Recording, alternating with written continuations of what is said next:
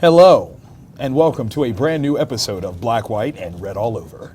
This is Ryan Seymore. And this is Victor Dandridge. Hello. That was like the most metal NPR It was! story opening ever. We got books, we got books, we got books.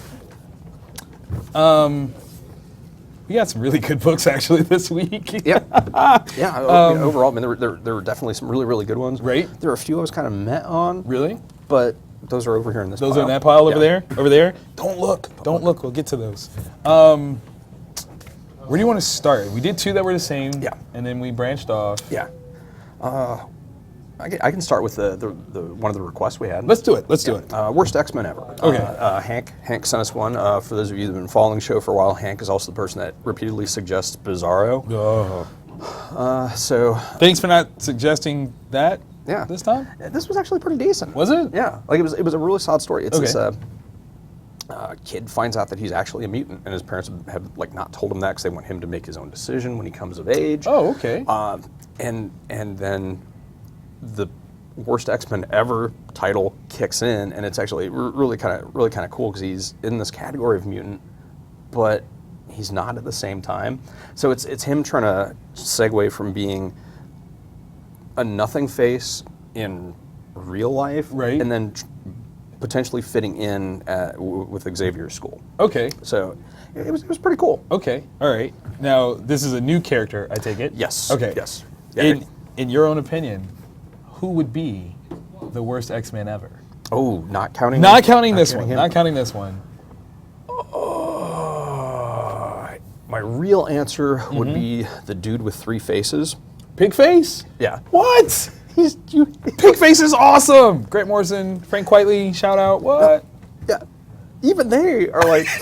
He is useless, though. Yeah, we created him because he sucks. He is useless. But, he is useless. like, yeah, I mean, that would have to be him. Like after that, I mean, even like Husk had powers that, Right. that Husk had was utility. sweet, you know. Haha, I'm a thing. But yeah, three-faced dude. No? No. Okay. All right. What do you do? I have three faces.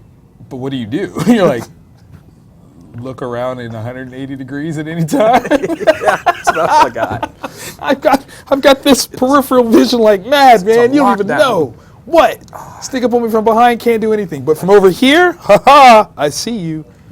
I mean, I cheated poker. Yeah, I mean, what do you got with that past that? I don't know. Although All right. this character though, Is up there? I think he dethrones Three-Face Man. So Wow. Okay. You know who okay. all right, who do you think? I will tell you the most useless character for me was Maggot. Okay, right? Yeah. Right? But I think the one character that totally had been underused forever, Cypher. Oh, Yeah. yeah. It's actually, especially now. Oh, especially now. But no. I mean like in a physical sense.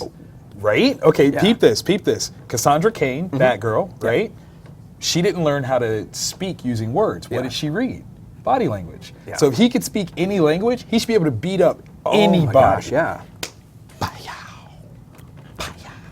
That's all I'm saying.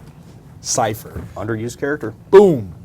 Beat up Wolverine. I would have that. I Yeah. would totally have that. Yeah. Any of the 17 X titles we got going right now? Bring him back. Yeah, bring it back. Bring him back. Give a Use chance. it. Just give me a shout out. That's all I'm asking.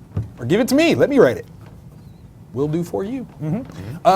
So I took a Moon Girl in Devil Dinosaur. Yes. I don't even know what made me do it, but I am so in love with this book. Yeah. It's ridiculous. Yeah, I know. Oh right? my God. It's the one that when I saw, I was just like, I'm gonna order bare minimum to get all the variants for it. Right. And I read it and I'm like, this is actually This is really so sweet. much fun. Oh my Yeah. God. This is a Saturday morning cartoon in book form. Yeah. I wanted a bowl of cereal with this. It was so good. Guest appearance by the new Hulk, the totally awesome Hulk. Yes. And oh my God, I feel for her in such a sincere way. Like she just wants so bad, people, and they're just getting in her way. Yeah. It's adorable. Like seriously, 4 issues. I'm about to grab all of them. Yeah, I'm about to grab all of them. it's amazing. It's this elementary school girl who's just way smarter than everybody in her class, and just happens through experimentation to come into this situation where It's amazing. yeah. And so right now, is Marvel killing it on the diversity? Like, are they? I mean, they kind of are. Yeah. Like, really kind of are. Like, I'm sorry. DC, I mean, shout out, man. You guys had some good characters. but not like this. Yeah. I mean, because even upgrading Cyborg to the Justice League, okay, that's cool. Yeah. That's cool. And I'm not even a Cyborg fan. We've talked about this. Yeah. But there's something very unique about her Yeah. and her placement in the Marvel U. Like, Yeah. she's earnest, she's honest, and she's taking on an almost iconic role. I mean, Yeah. for anyone that doesn't know who Moon Boy is, Yeah. go read some stuff. Yeah. Go learn. So, for that, Yeah, it's one of those books that should be on the list of it's not too late to jump on. exactly. It's Exactly. 4 issues in, $12. Go for it. Yeah. This is my first time reading it, actually. Yeah, it's so if amazing. I can get it, Yeah, come on. it's one I've been You got taking home this. to my daughters. So Nice. Wait, I got to share with my daughter? We'll have to talk about that. don't make the mistake I made. Oh, okay, I was going to say, like, I don't really want to do that. But okay, I guess Daddy will do it. Fine. Okay, so where do you want to go with what we did at the same time? We've got The Goddamned and we've got Dark Knight 3. That is a tough. They each gave me some feelings. I'm not going to lie to you. Yeah, especially that mini. Oh, let's not talk about that one just yet. Okay, okay. Yeah, Let's talk- yeah. yeah. So The Goddamned, or the GD. Yeah. You know, sorry. That's what it's called. I didn't write it. Jason Aaron, though. Yeah, Roll Tide. Oh, man. And he has taken us on a true biblical adventure here. Like, Yeah. this is the Bible according to Quentin Tarantino. Yeah, I mean, it really is. It's the stuff that the Old Testament it outlines, but it's like a sentence, like this dude was the son of this dude, who was the son of this, and then it's like, and then these people did stuff. yeah, and this is just, it fleshes out. It's like if someone took the Old Testament, the Book of Genesis, Right. in that first few chapters where this is taking Right, place, right. and then traveled back in time to the heyday of Advanced Dungeons and Dragons, like when it first Yes. came out, and was Alright. like, create me a module. Go. You either play Dungeons and Dragons and know what a module is, or you don't. But Read some books. yeah, and then Jason Aaron read it and was like, let's do this, and he like creates it in this lush, dark, Yes. jacked up world. Oh, my God. The Bone Boys, man. They were crucial. Yeah. Crucial. I don't, Yeah. and everything, like, it's so raw, where you're almost like, this can't even be, like who feels this way? Someone does. Yeah, but how, if everybody was super, I can't use the word terrible, There you go. There you go. and like to the point that a supreme being's like, I just have to Yeah. wipe you all out. This is it. This is the why. Yeah. Right here. Yeah, this is justification for the flood. Like, not even, like, I'm not even saying that like being facetious. Yeah. It literally is justification for the flood. This is some Yeah. of the worst of the worst that could ever exist. Like it would be justification for the flush. It's not even like a flood. It just like just flush them down the That's toilet so because true. it's just Yeah, because all of humanity sucketh in this one. Yeah. But I mean, you're right though. Like, there is almost a justification for not just the flush, but also the way these people are interacting. Like, Yeah. there are, I don't know, clashes of sorts. Like, you know, you got one person is doing one mission, and another person is just like, oh, okay, fine, I'm trying to get through this thing. Yeah. But what happens when they clash? yeah, Incredible. Someone's got to. Yeah, I mean, something's got to give. Something's got to give, and it's got to be the world. Flush. Skadoosh. That's what that is. So, Dark Knight, number 3. Oh my God, this, Continues the awesome. yes, so much. This literally gives allowance for Dark Knight Strikes Again. Yeah, which I know. I never thought I would actually say in a I know. I know. Like maybe if I was drunk and I was at a truck stop. Like, but this. Hey, Dark Knight Strikes Again. What that bad? Whoa. Yeah, no.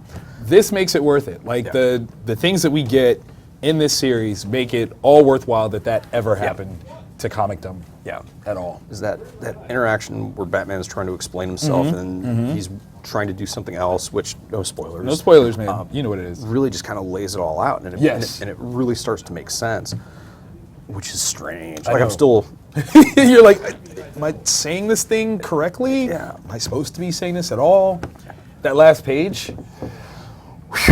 Yeah. Yeah, it's brutal. And it's like once again with the chorus that Frank Miller started trying to utilize as a storytelling technique in the original Dark Knight and then DK2, which I felt really went off the rails. Right. It's back and it's reined in, and it's very. It's making sense. Yeah. Yeah. And yeah. it makes even more sense with this issue in terms of how our everyday life functions and what happens as the Kandorians are doing their thing, Yeah. their stuff, Yeah. their things. because shut down, right? Yeah. Like right, I just Yeah. like I Yeah, it's one that like when you bring in the idea of this extraterrestrial power force Yeah. and letting it play on a socio political spectrum. Yeah. This is legit. Like I feel like this is probably the most legit thing that we've ever seen since like Watchmen. Yeah. In terms of how this superpower would affect governing bodies. Yeah, and the posturing that the human leaders are doing Right. and whatnot. And it's like guys, you're missing the point. Right, Like, you're not listening. Yeah. You don't understand. You think this is like a problem like every other problem. This is a brand new problem. it's not. You've never It's seen not. this before. And what I loved was the mini comic Yes. and how like Oh. some bad stuff happened. We'll kind of gloss over that the best we can. Yeah. But how in the main comic Mm-hmm. it comes across as the Kandorians, like they're power hungry, Right. and the humans are inferior to us, which an argument I mean, could potentially be made right, for. right. But the conversation that takes place between some characters in the mini comic, It's so much more almost philosophical than that. yeah, like the main book, I'm like, no, we gotta find a way to stop these fools. Right. The mini comic, I'm like, Maybe it's not their fault. Like maybe Yeah. they're searching for something, Yeah. and they're just utilizing the tools that they have in order to find it. yeah, and they're like pointing out huge flaws in Yes. the way our culture has. So yeah, it was just amazing. Both comics were Yeah. amazing within Solid. the same $5.99 cover price. Absolutely solid. I'm buying mine. Hope you get yours. Yeah, that was amazing. I definitely want to shout out Karnak. Yes. On the honorable mentions list. Super far behind schedule. Yes, number 2 is finally here. Can we talk about how BA Karnak is? Is he? I mean, he's not as powerful as Black Bolt. I know that. Okay, but I mean, when you're seconded because of the king, Yeah. It's just yeah, I almost wonder if Karnak is fully continuing what he's doing in this story, right? because it's a challenge, because it's a problem he has to solve. Oh, I mean, he does strike me as that type that's like he just seeks obstacles. Yeah, and just this dude, I can't believe he was able to. Oh my God. To work him over mentally like that. It was. Yeah. It was brilliant. It was all around brilliant. Ellis is killing on this one. I do feel like there's a little bit of retconning though. The idea that Karnak is not has not been exposed to Terran Genesis. I thought he was. I thought he and was too. What? And that's why he had the weird funky head thing. Yeah. But I mean, whatever. Still, yeah, I'd have him on my team. Yeah. There's almost something cooler about the fact that he never was, and he has just forced himself to become what he is now. Because the Shatterer, people, the Shatterer. Yeah. I would never want this guy to have to ask me twice. No, I would answer truthfully. Immediately. Like, I would fill out forms in triplicate. Yes. Yeah. Carbon copies, CCs, BCCs, whatever you need. Like, oh my God, when he asks hard. Yeah. And his interrogation this time was completely different than his interrogation, but possibly more brutal. Yes, way more brutal. Yeah. Way more brutal. Which will make sense when you pick you up gotta both read it. issues 1 and 2. Gotta read it. It's Ellis is doing to Karnak what he did to Moon Knight. Moon Knight. Yeah. Yeah, this establishing of true characterization is brilliant, beautiful. If they don't get Karnak right in other media, They've got the template. I mean, that's the like, thing. come It's on, right here. like he's giving it to you. Yeah. Like, Yeah, and it's one I could see this on Agents of S.H.I.E.L.D. oh my, don't play with my heart. It's playing with it. He's got my heart in his hands and just squeezing it. Yeah, another book that it's not too late to get into. It's only up to issue 2. Get that. Now, what else did you have on your? There were a couple. You read it? Yeah, there were a couple books this week that I was just kind of meh on. Okay. Street Fighter versus G.I. Joe, which I didn't necessarily have like super high hopes of, but there's very little story, and it's a lot like here's this character from the game, here's this character from G.I. Joe, round 1 fight, and that's Setup? Like, we're not like M. Bison is actually like a secret commander of Cobra. This is all of the setup. That's it? 2 panels. So I mean, it was fun. It was cool, kind of guessing who was going to win the fights. Right. But overall, I was very meh on it. And then Fight Club. Chuck, I so much of your stuff I love, but This one, it's weird. Like this issue, or like as the series has gone. as the series has gone on, Right. it's become more and more confusing. And Okay. I'm already like out of the gates. I'm not a smart dude, but like for this brief moment, I thought I was like, all right, cool. Now it all makes sense. Right. Like how Tyler, what he really is. Okay. And then that was all ripped away with like another super meta something. So you're like, Yeah. So it's like if I had to describe it in Pink Floyd album terms, I would say, because it's still a fun read. Okay. I would say it's like Animals, where it's a very, very high concept Right. that you like, but you don't understand. Got fully. you. I Got don't you. know if that makes No, makes no, sense. no. That I can get with that. I can definitely get with that. I wonder if they're gonna do like Cliff Notes version of the comic. It would be very cool. I would love to get like an editorial or a writer's like Companion piece. Yeah. That's like, this is what this is. Remember this point when we said this back then? You'll need that. yeah, Okay. and it would fit. Like Okay. you could do a post-it note in the middle of a panel, Right. And I would just go along with And it. you'd be like, uh-huh. Yeah. Yep. But see, the way this is written now, if they did that, you almost wouldn't even know that it was like an editorial piece. Right. It would just You'd be like, it'd be this is so part of the story. organic. Yeah. That's true. That's true. I definitely want to give a shout out to Comics Play. That's Comix Play. It's really taking an interesting like media twist where you're taking comic books and kind of with the Comixology model of doing one panel at a time, but giving you the opportunity to play out a fight scene. Oh. Yeah, yeah, like a Suddenly this would be, I know, right? It Like would be amazing. All of a sudden, you're like set them, and you're like and fight. Like you actually have like rounds of sorts where it's me go, you go, me go, you go, Oh. and So it's like very interactive. yes, super interactive, super interactive. One of the lead names on it is Al. I want to say that you say it Sarois. I think is Okay. how you say it. Yeah. But yeah, like, I mean, classic, super Silver Agey feel to it. It's classic superhero stuff, you know what I'm saying? So it's Comics Play #1. It's called The Endless Incident. Features some like mutant style superheroes that are trying to save the day, and it's pretty wicked sweet. Yeah, I definitely kind of want to read it and play myself Yeah, actually. it's a website. Yeah, there's a website. We're actually gonna have a link to it, so follow the link. Hit the jump, people, and you'll be able to check out some stuff. They've got some cool video work from it and some behind the scenes stuff, which is toot sweet. Yes. You guys got anything going on this weekend? This weekend, we've got Regional Pro Tour qualifier that we're running at the shop, and What? then you're up in the Cleveland! What? Oh, Wizard World Cleveland time! Y'all know what it is! Come see me, the birthplace of Superman. Forget what they say about that Canada stuff.